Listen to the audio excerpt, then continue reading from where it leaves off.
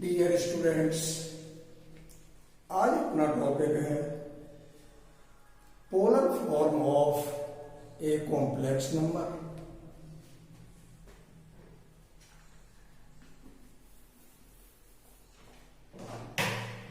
Polar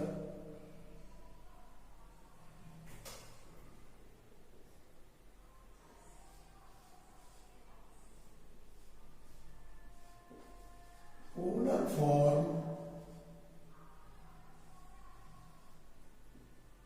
of a complex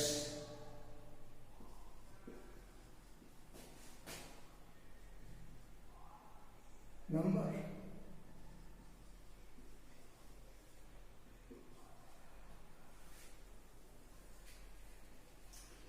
Let z is equal to x, y complex number है, ordered pair form में। Be a complex number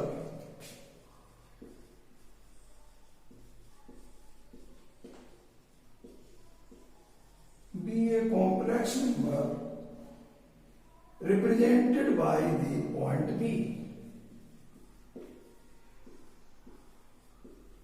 represented by the point P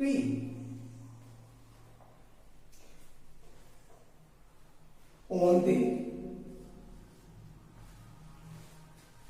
the complex plane.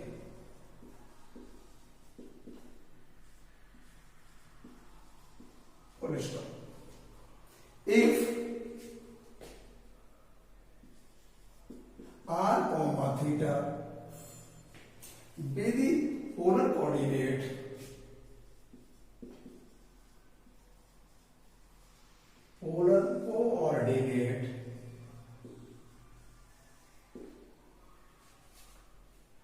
coordinates of the point coordinates of the point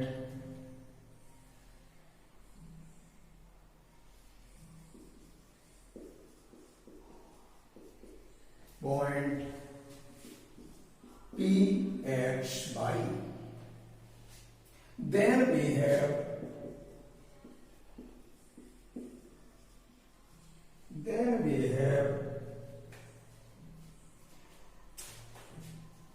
x is equal to r cos theta, y is equal to r sin theta.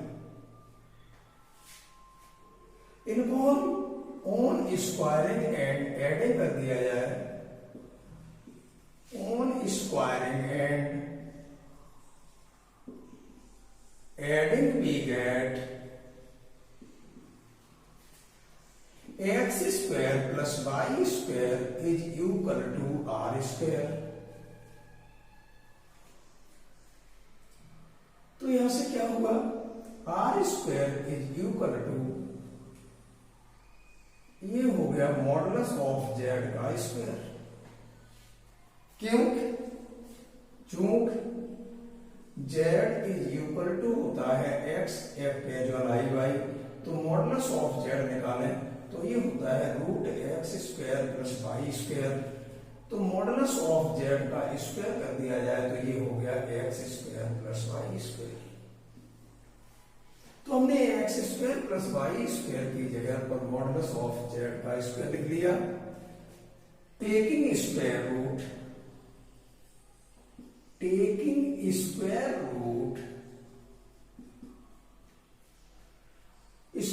ले लिया जाए तो ये r बराबर हो गया r plus minus modulus of Z. R is taken positive always. Here, R is taken positive always. Then R is equal to modulus of Z. ये जो हमारा है मॉडुलस ऑफ जेड कहिए चाहे एब्सोल्यूट वैल्यू ऑफ जेड कहें, therefore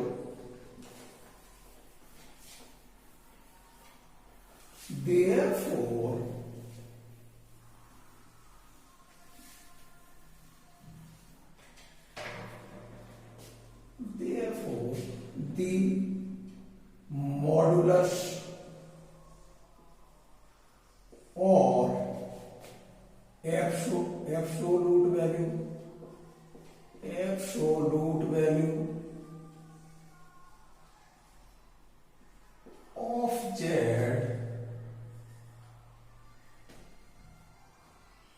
is given by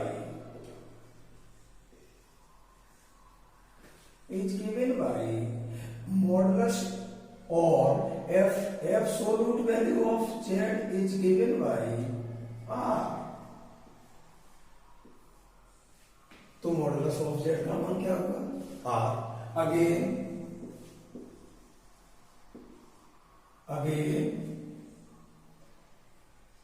r sin theta, अब divide कर दीजिए, r sin theta upon r cos theta is equal to y upon x। Squaring and adding कर दिया तो हमारी एब्सोल्यूट वैल्यू कहिए या मॉडुलस वैल्यू कहिए ये निकल के आ गई। अब डिवाइड कर दिया जाए, r से r कैंसिल हो गया तो ये बन गया tan theta is equal to y upon x। Therefore यहां से थीटा निकल के आया tan inverse y upon x। इसे क्या बोला जाता है? Therefore the amplitude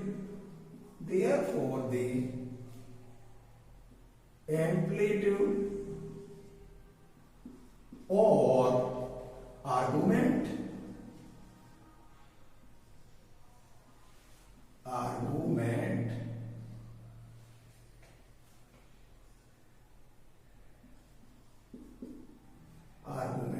therefore the amplitude of argument of z is given by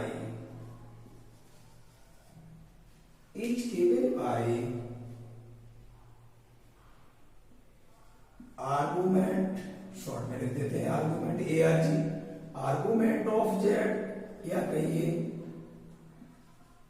amplitude of z is equal to जो थीटा होता है वो is given by tan inverse y upon x। तो यहां से हमें दो बातें मिली हैं, एक मिला है मॉडुलस कहिए चाहे एब्सोल्यूट वैल्यू कहिए, और दूसरी चीज मिली है आर्गुमेंट ऑफ जेड कहिए और या फिर एम्पलीट्यूड ऑफ जेड कहिए। तो जो हमारा मॉडुलस ऑफ जेड होता है वो आर होता है और जो एम्पलीट्यूड या आर्गुमेंट ऑफ जेड है वो थीटा होता है। आर की वैल्यू चाहे ये तो पोलर फॉर्म में हो गई आर, और कार्टेशियन फॉर्म में चाहे तो √x² प्लस y²। इसी तरह से आर्गुमेंट ऑफ जेड या एम्पलीट्यूड ऑफ जेड कहिए, इसकी पोलर वैल्यू तो थीटा हो गई और कार्टेशियन फॉर्म में कहीं वैल्यू क्या होगी तो tan inverse y upon x। अब ये था polar form, that is means इसका मतलब एक बात हम लिख सकते हैं that is z is equal to, या तो कहिए x, y ordered pair form में, या कहिए x कैजुअल i बाई कॉम्प्लेक्स फॉर्म में कार्टेशियन फॉर्म में, और या फिर कहिए r cos theta plus i r sin theta, जिसे हम कहते हैं r e to the power i theta. Therefore z की वैल्यू एक तो कार्टेशियन फॉर्म में बनी x कैजुअल i बाई और पोलर फॉर्म में बन गई आगे r e to the power i theta. यही तो रिजल्ट रहा। ये हो गई आपकी कार्टेशियन फॉर्म, और ये हो गई आपकी पोलर फॉर्म। यहीं से आप देख के कह सकते हैं, अगर हम कहें मॉडुलस ऑफ जेड तो कह दीजिए आर, और यहीं से कहें एम्पलीट्यूड ऑफ जेड तो कह दीजिए थीटा। तो इसका मतलब पोलर फॉर्म में जो e to the power angle है वो आर्ग्यूमेंट या एम्पलीट्यूड है, और जो e to the power exponential value का जो गुणांक है आर वो है मॉडुलस वैल्यू या एब्सोल्यूट वैल्यू। अब हमारी कुछ प्रॉपर्टी बनेगी किसके ऊपर, एक तो मॉडुलस के ऊपर कुछ प्रॉपर्टी बनेगी और कुछ आपकी आर्गुमेंट के ऊपर बनेगी। लेकिन यहां पर जो प्रॉपर्टी बनेगी आपकी वो सारी की सारी प्रॉपर्टी आपकी इस पोलर फॉर्म से प्रूव होंगी। अपनी जो किताब है उसमें केवल प्रॉपर्टीज ऑन मॉडुलस और प्रॉपर्टीज ऑन आर्गुमेंट या एम्पलीट्यूड, और उसके बाद प्रॉपर्टी लिखते गए और छोड़ दिया है। मैं आपको with proof part by part जो प्रॉपर्टी अपनी बुक में दी है उनको हम पार्ट बाय पार्ट प्रूव करते जाएंगे साथ साथ। तो लिखिए प्रॉपर्टीज ऑन मॉडुलस, पहले मॉडुलस की हो जाए उसके बाद हम आर्गुमेंट की प्रॉपर्टी प्रूव कराएंगे बाकायदा। जबकि अपनी बुक में क्या है, प्रूव न करके सीधे प्रॉपर्टी लिख दी गई है। तो अगला टॉपिक है properties, some properties of modulus, some properties of modulus, या कहिए absolute value modulus, some properties of modulus. पहली प्रॉपर्टी क्या है, modulus of z is equal to 0, imply that, अगर modulus of z is equal to 0 है तो imply that हमें prove करके लाना है जेड बराबर 0। देखिए प्रूव कैसे करेंगे इसका, we have modulus of z is equal to 0, ये गिवन है, इसे लेके चलेंगे और इसे लेके चलेंगे और इसे प्रूव करेंगे। तो we have modulus of z is equal to 0। Modulus of z होता क्या है, root x square plus y square is equal to 0। On squaring we get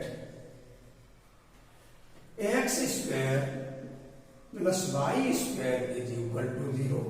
this imply that x is equal to 0 comma y is equal to 0। ये किससे मिला, modulus of z equal to 0 लेके चले, इसका modulus value लिख दिया, on squaring कर दिया, तो हमें मिला x square plus y square is equal to 0। इसकी प्रॉपर्टी है कि ये दो संख्याएं जो वर्गों का योगफल है वो शून्य तभी हो सकता है जब वो दोनों संख्याएं खुद में शून्य हो। अगर एक शून्य नहीं है तो फिर बराबर में कुछ आ जाएगा जिसे इज नॉट इक्वल टू 0 कहेंगे। तो यहां से x बराबर 0 और y बराबर 0 मिला। देयरफॉर z बराबर होता क्या है, x कैजुअल i y। अब यहां से ये x और y के मान जो मिले हैं वो इसमें रख दीजिए, तो मिलेगा z is equal to 0 plus i into 0, यहां लिखेंगे कैजुअल i इंटू 0, कुल मिला के ये आपका आ गया z is equal to 0 complex. या जब z कॉम्प्लेक्स नंबर है तो इसकी इक्वल वैल्यू होगी, वो भी कॉम्प्लेक्स नंबर होगी, लेकिन ये कौन सी कॉम्प्लेक्स है, ये रियल कॉम्प्लेक्स नहीं है। 0 belongs to C, that is here 0 जो है वो बिलोंग कर रहा है कॉम्प्लेक्स फील्ड को। ऐसा नहीं है कि 0 वैल्यू है, 0 तब बराबर होती जब इधर रियल वैल्यू होती। अगर इधर कॉम्प्लेक्स है तो कॉम्प्लेक्स के बराबर होता है और रियल के बराबर होता है। ये हमारा पहली प्रॉपर्टी प्रूव थी। इसी के बाद हम इधर सेकंड प्रॉपर्टी लेते हैं, क्या है, ये है z into z bar is equal to modulus of z square. Z into z bar is equal to modulus of z square. तो आप कहेंगे we have z is equal to, इसको प्रूव कर रहा हूं, चाहो तो लिख दो प्रूफ, या लिख लीजिए प्रूफ। और प्रूफ में कहें we have z is equal to x casual i y and z bar is equal to x casual conjugate i y. Now अब हम इसका मल्टीपल करते हैं तो z into z bar is equal to x casual i y into x casual conjugate i by. तो z into z bar is equal to क्या होगा, ए plus B और ए माइनस बी, तो ये हो गया a square x square minus i by का square. तो z into z bar is equal to ये बन गया x square plus y square. अब z into z bar equal to इसे क्या बोलेंगे, मॉडुलस ऑफ जेड का स्क्वायर। क्यों बोलेंगे, चूंकि जेड की वैल्यू होती है एक्स कैजुअल आई बाई, तो मॉडुलस ऑफ जेड की हो गई root x square plus y square. इसलिए मॉडुलस ऑफ जेड का स्क्वायर कर दिया जाए तो ये हो गया x square plus y square. तो मैंने x square plus y square की जगह पर लिख दिया है मॉडुलस ऑफ जेड स्क्वायर। अब है अपनी प्रॉपर्टी नंबर 3। बहुत जल्दी से करते चले, काफी प्रॉपर्टी है, अभी तो मॉडुलस के ऊपर चल रहे हैं। इसके ऊपर जब मॉडुलस खत्म हो जाएगा उसके बाद आर्गुमेंट कहिए या फिर एम्पलीट्यूड कहिए, उसके ऊपर प्रॉपर्टी आ जाएगा। तीसरी प्रॉपर्टी है क्या, बहुत इंपॉर्टेंट प्रॉपर्टी है तीसरी। ये कह रहे हैं कि जो रियल वैल्यू ऑफ जेड होती है, जो रियल वैल्यू ऑफ जेड जो होती है, अब ये किताब में अपने में ये प्रूफ नहीं करेंगे, अभी देखना। रियल वैल्यू ऑफ जेड जो होती है वो less than equal to modulus z positive और greater than equal to minus का मॉडुलस ऑफ जेड। अब इसका प्रूफ देखिए, ये बात कहां से आई। We have z is equal to x casual i by, तो modulus of z is equal to क्या हो गया, रूट के अंदर x square plus y square. इसलिए मॉडुलस ऑफ जेड का स्क्वायर कर दिया जाए, मॉडुलस ऑफ जेड का स्क्वायर कर दिया जाए तो ये हो गया x square plus y square. अब यहां पर कहें ऑन दी एक्स अक्ष, अगर रियल वैल्यू को प्रूव करना है तो ऑन दी एक्स अक्ष बोलना है यहां पर। और अगला पार्ट आ रहा है वहां इमेजिनरी पार्ट ऑफ जेड लिखा है कि ऐसा ऐसा इसके बीच में वैल्यू होनी चाहिए। तो जब इमेजिनरी की बात करेंगे तो हम ऑन दी वाई अक्ष कहेंगे। अगर कहें ऑन दी एक्स अक्ष, एक्स अक्ष की बात करें तो that is on the x अक्ष, कॉमा लगा के लिखते हैं, ऑन दी एक्स अक्ष we have y is equal to 0। X अक्ष पर क्या होता है, y is equal to 0। Therefore, क्योंकि हमारी एक्स अक्ष पर ही तो x होगी डिस्टेंस, और उसी x डिस्टेंस को ही तो कहते हैं real part of Z. x से बन जाएगा रियल पार्ट ऑफ जेड। तो हमें पहले x की वैल्यू निकाल के लानी है, उसी x को हम रियल पार्ट ऑफ जेड भी कह सकते हैं। क्यों, z बराबर होता है x कैजुअल आई बाई, तो z का रियल पार्ट हो गया x और z का इमेजिनरी पार्ट हो गया y। तो ऑन दी एक्स अक्ष भी है y इज इक्वल टू 0, यहां y 0 कर दिया जाए तो मॉडुलस ऑफ z का स्क्वायर इज इक्वल टू हो गया x स्क्वायर। देयर y बराबर 0, देयरफॉर इतना हो गया, दैट इज, इसका मतलब ये हुआ कि यहां से हम x की वैल्यू निकालें, यहां से जब x स्क्वायर रूट ले लो तो x की वैल्यू निकालेंगे तो ये आएगी plus minus modulus of z। क्या आएगी, x की जो वैल्यू है वो प्लस माइनस मॉडुलस z है। तो यहां पर हम क्या कह सकते हैं कि जो x की वैल्यू है वो लेस देन इक्वल टू तो होगी पॉजिटिव जेड के, और जो x की वैल्यू है वो ग्रेटर देन इक्वल टू होगी माइनस मॉडुलस ऑफ जेड के। और अथवा हम ऐसे भी कह सकते हैं कि x को कहेंगे आप real value of real part of Z, x को बोलेंगे आप रियल पार्ट ऑफ जेड। तो ये x की जगह पर मैंने लिख दिया रियल पार्ट ऑफ जेड, वो लेस देन इक्वल टू तो हो गया मॉडुलस जेड, और ग्रेटर देन इक्वल टू हो गया माइनस के मॉडुलस ऑफ जेड। ये हमें प्रूव करना था। ये अपनी बुक में प्रूफ नहीं है, कोई भी डायरेक्ट प्रॉपर्टी लिखी हुई है। देखिए property number 4, property number 4,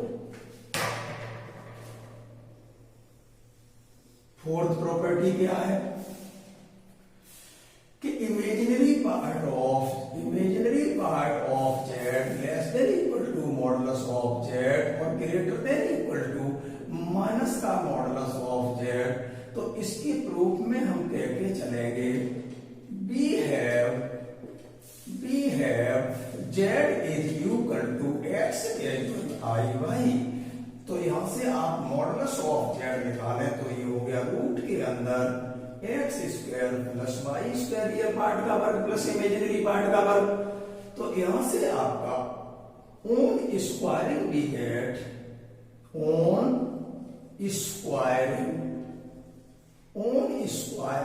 gate अगर इसका हम स्क्वायर कर दें तो मॉडुलस ऑफ जेड का square is equal to x square plus y square.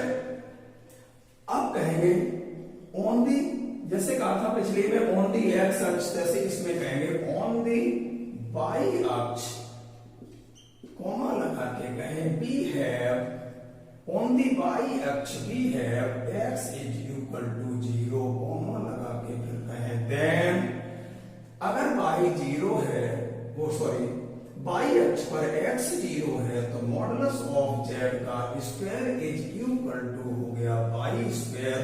तो दैट इज यहां से जो y की वैल्यू है स्क्वायर रूट ले लिया जाए तो जो y की वैल्यू है वो आएगी plus minus modulus of Z. Therefore हम कह सकते हैं कि जो y की वैल्यू है वो लेस देन इक्वल टू तो पॉजिटिव जेड की होगी और ग्रेटर देन इक्वल टू होगी नेगेटिव मॉडुलस जेड की। और y को क्या बोलते हैं? Imaginary part of z. तो यही लिख दीजिए imaginary part of z less than equal to modulus of z और greater than equal to minus का modulus of z. Property fifth, करते रहिए जल्दी से।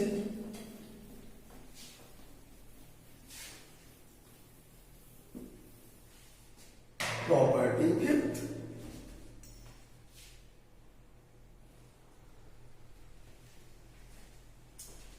फिफ्थ प्रॉपर्टी क्या है? फिफ्थ प्रॉपर्टी क्या है?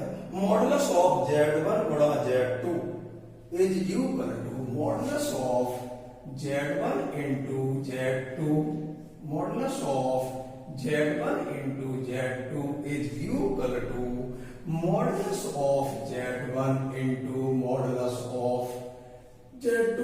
इसके प्रूफ को हम पोलर फॉर्म से भी हल कर सकते हैं क्योंकि पोलर फॉर्म से बहुत आसान है। तो पोलर फॉर्म से हल करना है तो कहेंगे वी हैव Z1 Z2। जब Z की वैल्यू क्या होती है? जब Z की वैल्यू होती है r e⁻I थीटा, तो इसी के सापेक्ष हम Z1 बोल देंगे r1 e⁻I थीटा1 और comma Z2 is equal to r2 और e⁻I थीटा2। जहां r और थीटा होते थे Z में तो Z की जगह Z1 हो गया, तो r और थीटा की जगह r1 थीटा1 कर दो और जब Z2 हो गया तो r2 थीटा2 कर दीजिए। नाउ Z1 इंटू Z2 अभी निकाल रहे हैं, मॉडुलस बाद में ले लेंगे। Now Z1 into Z2 is equal to r1 e⁻I theta one into r2 e⁻I theta two. Z1 into Z2 is equal to Z1 into Z2 is equal to R1 R2 और e to the power गुणा में घातें जुड़ जाती हैं, तो I तो common हो गया और ये हो गया θ1 प्लस θ2। अगर यहाँ पर मॉडुलस निकालें तो मॉडुलस वैल्यू ये हो गई। क्यों? Z की मॉडुलस वैल्यू कहें तो R होती है और Z का आर्गुमेंट कहें तो थीटा। उसी तरह से therefore modulus of Z1 into Z2 कहा जाए तो इसकी वैल्यू हो गई R1 R2। अब modulus of Z1 into Z2 is equal to, चूंकि R1 की वैल्यू क्या होगी, जबकि Z1 बराबर है R1, Z1 बराबर है R1 e to the power I θ1, तो मॉडुलस ऑफ Z1 कहें तो वो हो गया R1 एंड Z2 बराबर है हमारा R2 e to the power I θ2, और अगर मॉडुलस ऑफ Z2 कहें तो यहां से R2 हो गया। ये R1 R2 की वैल्यूएशन यहां पर पुटअप कर दीजिए, करिए पुटअप। तो R1 की वैल्यू यहां से हो गई मॉडुलस ऑफ Z1 और इनटू, और R2 की वैल्यू यहां से लग गई मॉडुलस ऑफ Z2। ये आपकी फिफ्थ प्रॉपर्टी हो गई। अब देखिए सिक्स प्रॉपर्टी, प्रॉपर्टी 6 पूरा ही चलो नोट कर लो। प्रॉपर्टी 6, ये सभी प्रॉपर्टी प्रूव करते चलिए, क्योंकि जो अपने जिस राइटर की किताब चल रही है उसमें इसका कोई भी प्रूफ नहीं है, केवल प्रॉपर्टी डायरेक्ट लिख दी गई है कि इसकी वैल्यू इतनी, तो उससे पल्ले नहीं पड़ेगा कुछ। प्रॉपर्टी 6 ये थी फिफ्थ। सिक्स्थ प्रॉपर्टी लिखी, वो छठवीं प्रॉपर्टी लिखी कितनी, क्या है, modulus of Z1 upon Z2, अभी हमारा मल्टीपल था अब डिवीजन है। Modulus of Z1 upon Z2 is equal to modulus of Z1 upon modulus of Z2। ये हमें प्रूव करना है, तो प्रूफ में लिखें we have Z1 is equal to R1 e to the power I θ1, और Z2 is equal to R2 e to the power I θ2, and अभी चूंकि मॉडुलस के ऊपर सारी की सारी प्रॉपर्टी चल रही है, तो अभी हमें मॉडुलस की बात करनी है। इन दोनों कॉम्प्लेक्स नंबरों का मॉडुलस निकाले तो मॉडुलस ऑफ Z1 हो गया R1 और एंड मॉडुलस ऑफ Z2 है जो वो हो गया R2। आर्गुमेंट की बात नहीं करेंगे, जब आर्गुमेंट की बात करेंगे तो ये हुआ करेंगे, और मॉडुलस निकाले तो ये वाले हो जाते हैं, अभी बताया था। इतना हमने लिख लिया। नाउ Z1 अपॉन Z2 लेके चलते हैं, तो Z1 की वैल्यू हो गई R1 e to the power I θ1, और अपॉन Z2 की वैल्यू हो गई R2 e to the power I θ2। इसको हम लिख सकते हैं Z1 upon Z2 is equal to R1 upon R2, तो ये लिख लिया। और जो नीचे से ये घात ऊपर जाएगी तो भाग में घातें घट जाती हैं, तो e to the power I को कॉमन हो गया और अंदर हो गया θ1 माइनस θ2। अब हम कहेंगे therefore modulus of Z1 upon Z2 is equal to कितना होगा, तो ये होगा आपका, इसका जब मॉडुलस लेंगे तो मॉडुलस वैल्यू ये वाली होती है, तो ये हो गया R1 अपॉन R2। अब R1 R2 के मान लगा दीजिए यहां से, तो modulus of Z1 upon Z2 is equal to, इसका मान हो गया मॉडुलस ऑफ, वो R1 की वैल्यू हो गई मॉडुलस ऑफ Z1 अपॉन, और R2 की वैल्यू हो गई मॉडुलस ऑफ Z2। ये प्रूव हो गया आपका property 7।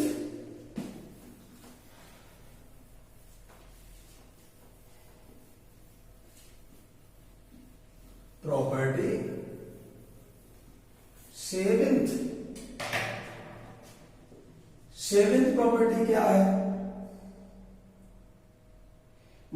Modulus of Z1 plus Z2, modulus of Z1 plus Z2 less than equal to, modulus of Z1 plus Z2 less than equal to modulus of Z1 और plus modulus of Z2। तो इसको prove करने के लिए फिर हम वही बात लिखेंगे कि we have Z1 is equal to R1 e to the power I theta 1, Z1 is equal to R1 e to the power I theta 1 and और Z2 is equal to R2 e to the power I theta 2। Now और लिख लीजिए इसके साथ साथ and, ये जब लिख लिया तो दैट इज मीन्स, इसका मतलब मॉडुलस ऑफ Z1 निकाले तो ये बराबर R1 हो गया और एंड मॉडुलस ऑफ Z2 निकाले तो ये आपका R2 हो गया। नाउ कहते हुए अब हम Z1 प्लस Z2 निकालेंगे पहले और उसके बाद मॉडुलस बाद में निकालेंगे। Now Z1 plus Z2 is equal to कितना बना, Z1 plus Z2 is equal to R1 e to the power I theta 1 plus R2 e to the power I theta 2। तो Z1 plus Z2 is equal to R1 और e to the power I theta 1 की value लगा दें inners theorem से, तो ये बन गया cos theta 1 casual I sin theta 1 और प्लस ये है आपका R2 और इसकी भी वैल्यू खोल दीजिए आप इनर्स थ्योरम से, तो ये बन गया cos theta 2 casual I sin theta 2। अब अंदर मल्टीप्लीकेशन कर दीजिए तो Z1 plus Z2 is equal to, अब है क्या, अपनी किताब में केवल इतना प्रॉपर्टी लिख के छोड़ दिया है, ये कहां से आया वो नहीं पता लग रहा कहां से आया। मैं इसको प्रूव करता जा रहा हूं point by point, 7th proof चल रहा है से 7वां। तो ये हो गया R1 cos थीटा 1, बहुत बढ़िया है ये वाला, इसे इंपॉर्टेंट लगा लीजिए। R1 cos theta 1 casual I R1 sin theta 1 और प्लस R2 cos थीटा 2 और casual I R2 sin theta 2। Real real एक जगह कर लीजिए, इमेजिनरी इमेजिनरी एक जगह व्यवस्थित कर दीजिए अरेंजमेंट। तो Z1 plus Z2 is equal to, ये बन गया R1 cos थीटा 1 और प्लस R2 cos थीटा 2 और casual I common, casual I common, तो R1 sin थीटा 1 और प्लस R2 sin थीटा 2। यहां तक आने के बाद Z1 प्लस Z2 निकाल लिया है, अब इसका मॉडुलस ले लेना है। देखिए taking modulus we get, taking modulus we get, इसका मॉडुलस ले लिया जाए, चलो ऊपर से हटा देते हैं। अगर इसका मॉडुलस ले लिया जाए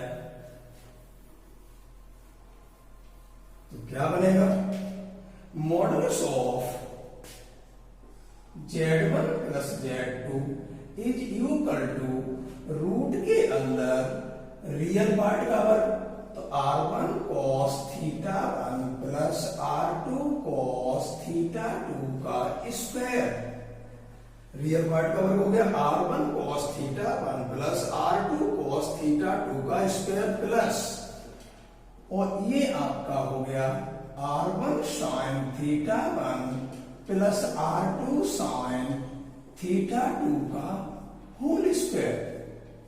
यहां से रियल पार्ट का वर्ग प्लस इमेजिनरी पार्ट का वर्ग हो गया। ये वर्ग खोल दीजिए तो modulus of Z1 plus Z2 is equal to, और ये आपका हो गया वर्ग खोलेंगे तो R1 का स्क्वायर cos स्क्वायर थीटा 1 और प्लस R2 का वर्ग और cos स्क्वायर थीटा 2 और प्लस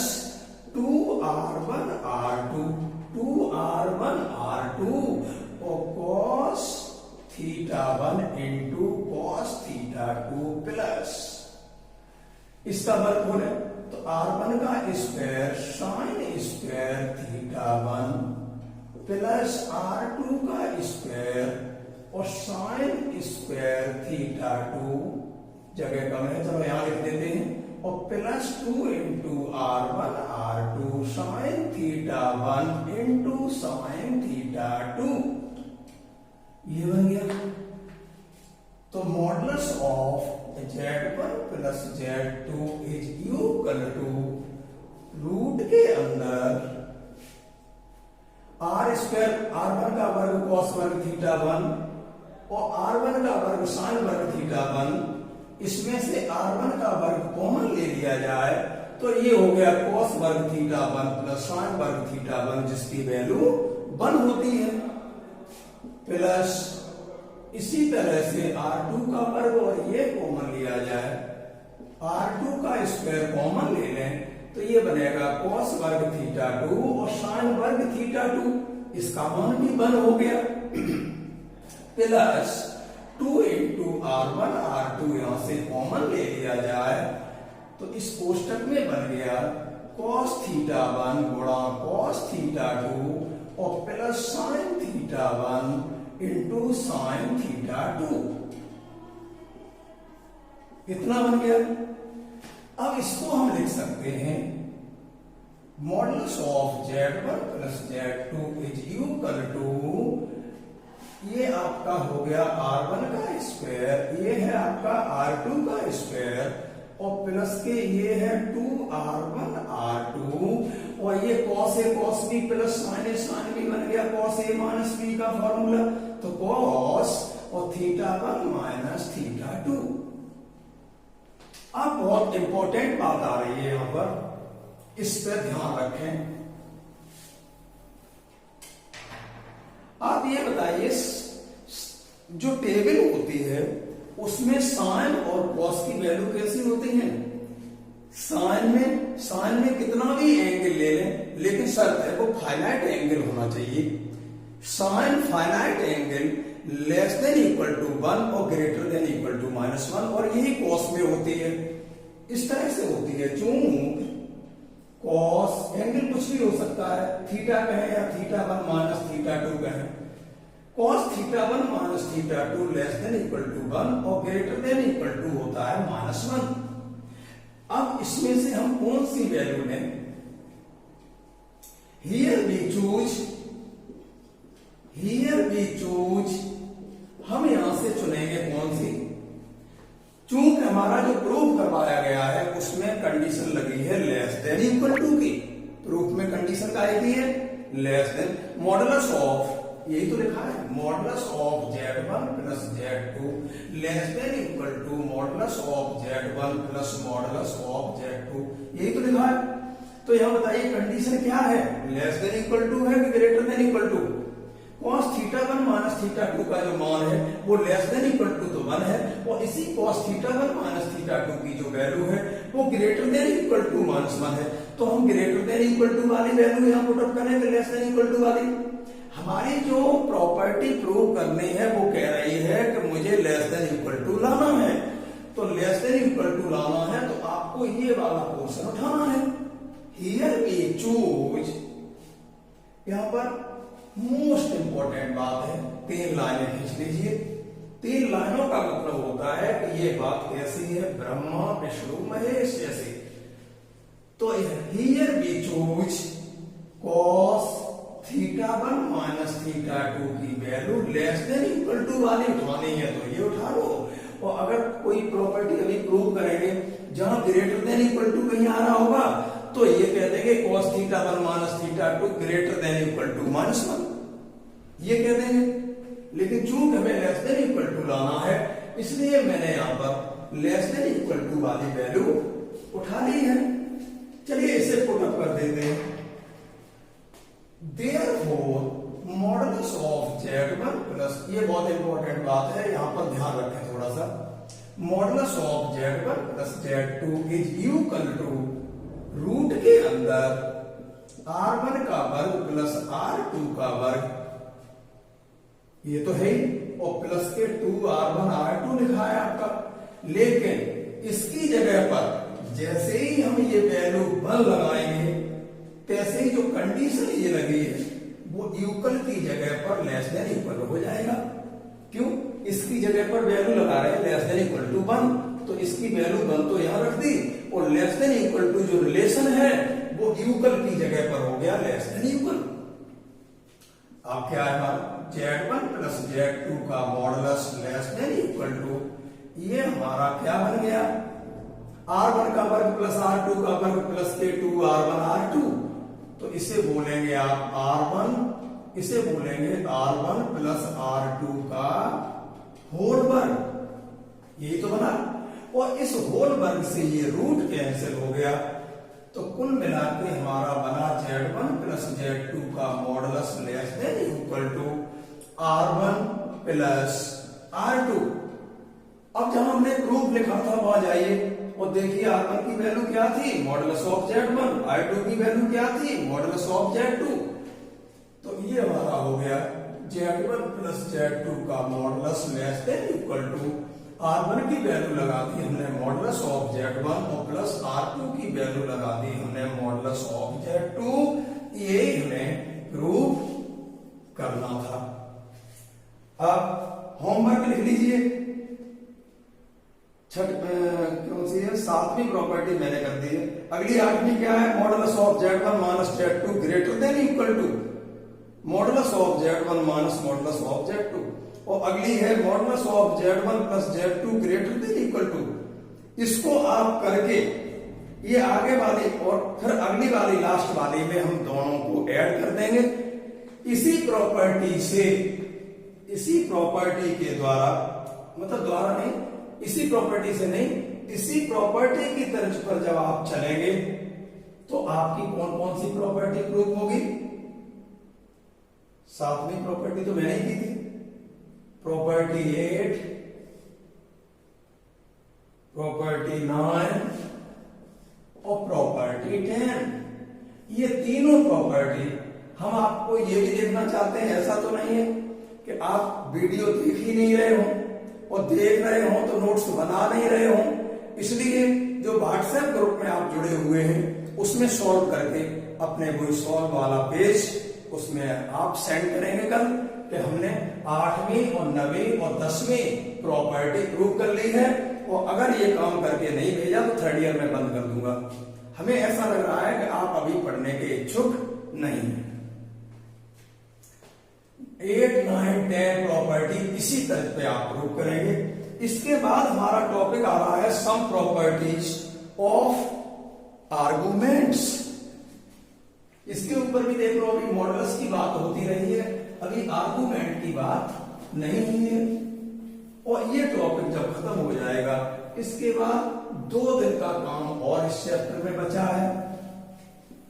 अगर आप मेहनत करते रहेंगे तो हम इसको बहुत तेजी से लेके चलेंगे। अब मैं तो इसलिए वीडियो नहीं बना रहा था क्योंकि कोई कमेंट ही नहीं कर रहा, ये नहीं मालूम पड़ रहा है कि तुम कुछ काम कर भी रहे हो कि नहीं।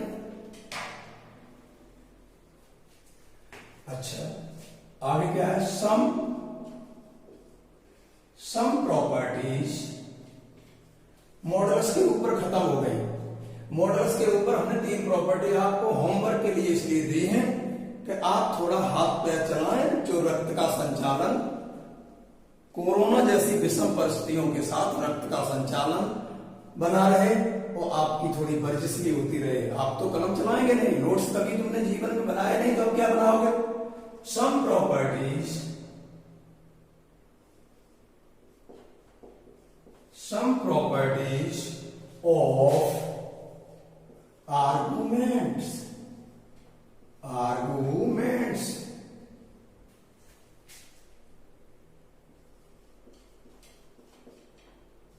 some properties of argument। Modulus के ऊपर थी, ये प्रॉपर्टीज आर्गुमेंट के ऊपर है। Property first, argument of Z1 into Z2। Argument को ARG लिख देते हैं। आर्गुमेंट ऑफ Z1 गुणा Z2 इज इक्वल टू, हमें प्रूव करना है argument of Z1 plus argument of Z2। देख के आपको ऐसा लग रहा होगा जैसे ये लॉगरिथम्स की प्रॉपर्टी है, जैसे कहते नहीं थे log m इंटू n बराबर log m plus log n। देखिए इसको प्रूव करने के लिए हमें कहना होगा कि बी है, वही बातें फिर उठा लीजिए, और बातें हैं भी नहीं इसके अलावा, तो निश्चित है कि इन्हीं से प्रूव होगा। बी है Z1 is equal to R1 e to the power I theta 1। अभी मॉडुलस के लिए जब हम ये उठाते थे तो अब आर्गुमेंट की बात होगी तो ये एंगल उठेगा यहां से, और and Z2 is equal to R2 e to the power I theta 2। Therefore अब मॉडुलस की बात नहीं करनी है, जो हम ये नहीं कहेंगे मॉडुलस ऑफ Z1 बराबर R1, क्योंकि मॉडुलस के ऊपर प्रॉपर्टी खत्म हो चुकी है। अब हम कहेंगे कि Z1 की वैल्यू अगर इतनी है तो आर्गुमेंट ऑफ Z1 बताइए कितना होगा। आर्गुमेंट ऑफ Z1 कहें तो आर्गुमेंट तो ये एंगल होता है, तो उसे कहिए थीटा 1, और and argument of Z2 is equal to हो गया थीटा 2।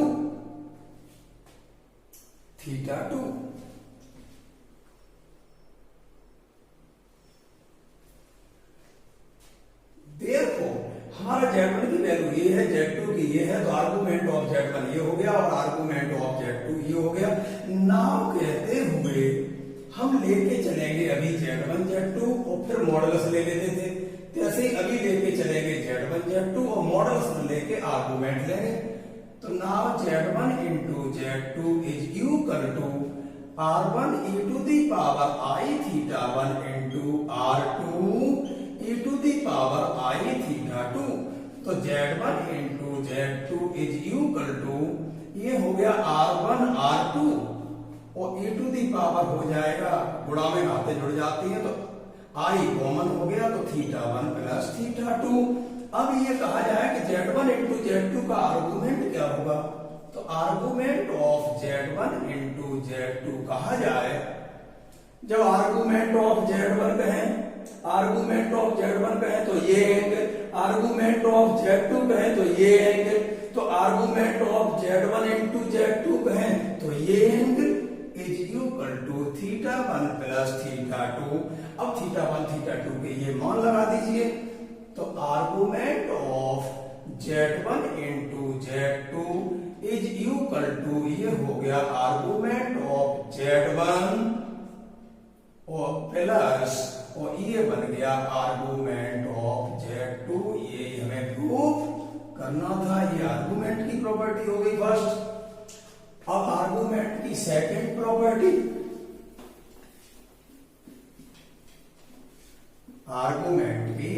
आर्गुमेंट का ये या फिर यहां पर एम्पलीट्यूड भी लिख सकते हैं। सेकंड प्रॉपर्टी क्या है आर्गुमेंट की, कि argument of Z1 upon Z2, जैसे log m अपॉन n होता था बराबर log m minus log n, उसी के सिद्धांत पर क्या करता है ये, Z1 upon Z2 is equal to argument of Z1 और माइनस आर्गुमेंट ऑफ Z2। ये प्रूव करके लाना है, तो प्रूफ में फिर आपको वही बातें लिखनी होंगी जानी पहचाने वाले। We have Z1 is equal to R1 e to the power I theta 1 and, और Z2 है R2 e to the power I theta 2। Therefore argument of Z1 is equal to theta 1 और and argument of Z2 is equal to theta 2। Now अब हमें क्या चाहिए वो उठा लीजिए।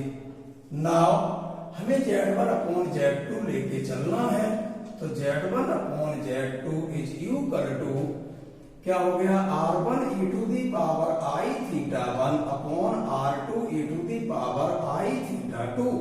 तो Z1 upon Z2 is equal to, ये बन गया R1 अपॉन R2 और e टू दी पावर गुणा में आ जाएगा, गुणा में आ गया e टू दी पावर, भाग में घाते घट जाते हैं तो i तो कॉमन हो गया, तो θ1 माइनस θ2 इतना आ गया।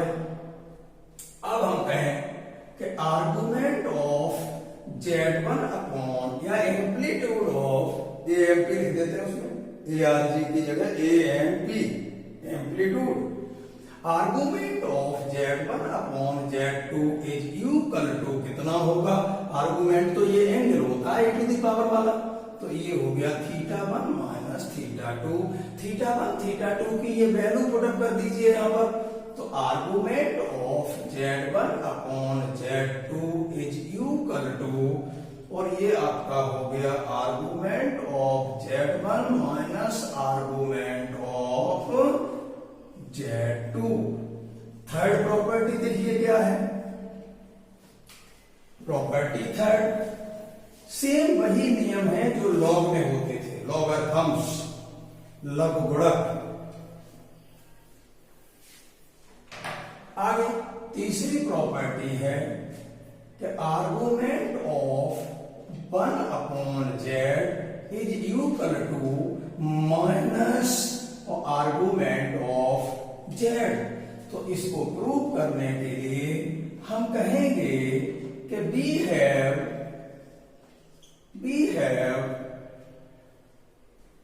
z, एक ही लेना है, z1 z2 की बजाय एक ही कॉम्प्लेक्स नंबर है इसमें, तो z is equal to r e to the power i theta. r z की वैल्यू है r e to the power i theta. Therefore अगर हम कहें आर्गुमेंट ऑफ z कहें, इसका z का आर्गुमेंट कहें कितना होगा, तो e to the power angle, तो बराबर हो गया थीटा, इतना हो गया। नाउ अब लेके क्या चलना है मुझे, ये now 1 upon z is equal to 1 upon, और ये z की वैल्यू लगा दी e to the power r e to the power i theta, तो 1 upon z is equal to 1 upon r, तो यूं बना रहेगा ये, और इसे ऊपर ले जाएं तो e to the power minus i theta. Therefore argument of 1 upon z, argument of 1 upon z is equal to, इसका मॉडुलस निकालते तो 1 अपॉन r कहते, और इसका आर्गुमेंट कहेंगे तो ये e to the power angle, और एंगल है नेगेटिव, तो ये हो गया माइनस का थीटा। थीटा की वैल्यू रख दीजिए ये वाली, तो argument of 1 upon z is equal to minus और आर्गुमेंट ऑफ z, ये हमें प्रूफ करना था। अब अपना जो अगला टॉपिक है ये खत्म हो गया, कल चलेगी equation of a straight line और equation of a circle, equation of a straight line in complex form. अभी तक आपने लाइन पढ़ी होगी रियल फॉर्म में, तो equation of a straight line in complex form और equation of a circle in complex form, और उसके बाद 7-8 छोटी छोटी ओपन डिस्क, क्लोज डिस्क वगैरह थोड़ी परिभाषाएं हैं, डेफिनेशंस हैं, और उसके बाद आपका एनालिटिक फंक्शन चैप्टर आ जाएगा। इसलिए सुस्ती नहीं दिखाएं, जो कहें वैसे चलें, हल्के में नहीं लें, और ये जो आप इसको कंप्लीट, हमको नोट्स भी दिखाएंगे बने हुए व्हाट्सएप के माध्यम से, और जैसे ही आगे की जो नियम कानून होंगे तब जैसा देखा जाएगा। ऑफलाइन के तो अभी चांस दिख नहीं रहे, ईश्वर करे दिखे। ठीक, यह हो गया। कल हम आपका लेते हैं आगे equation of straight line and equation of circle, बड़ा दिलचस्पी से देखें कल। ठीक।